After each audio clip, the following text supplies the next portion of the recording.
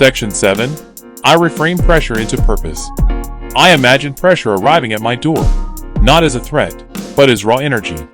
Instead of resisting it, I redirect it. I see myself shaping pressure into momentum, structure, and clarity. What once felt overwhelming now feels purposeful. I realize pressure only becomes chaos when it lacks direction. I give it direction. I give it meaning. I feel myself expanding instead of collapsing. This is the moment pressure begins working for me. I affirm that pressure sharpens my focus. I affirm that I convert stress into strength. I affirm that I grow through challenge. I affirm that I remain grounded under demand. I affirm that purpose organizes pressure. I affirm that I do not fear intensity. I affirm that I channel pressure productively. I affirm that I stay present in demanding moments. I affirm that resilience is my identity.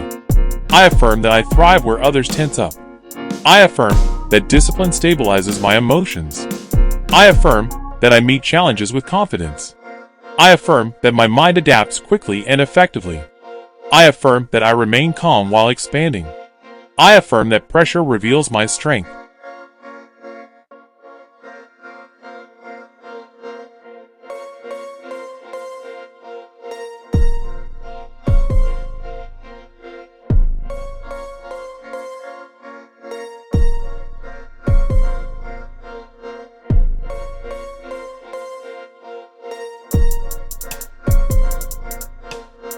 Section 8. I maintain inner order regardless of outer noise. I visualize chaos happening around me while I remain still at the center. Conversations blur. Opinions pass by without sticking. I see myself grounded like a mountain while weather moves across it. I feel solid. I feel anchored. I understand that outer disorder does not require inner participation.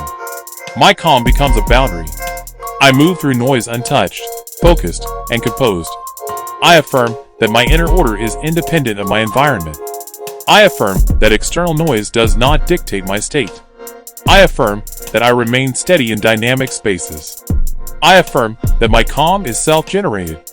I affirm that I do not absorb emotional clutter. I affirm that my boundaries are energetic and clear. I affirm that I stay focused amid distraction.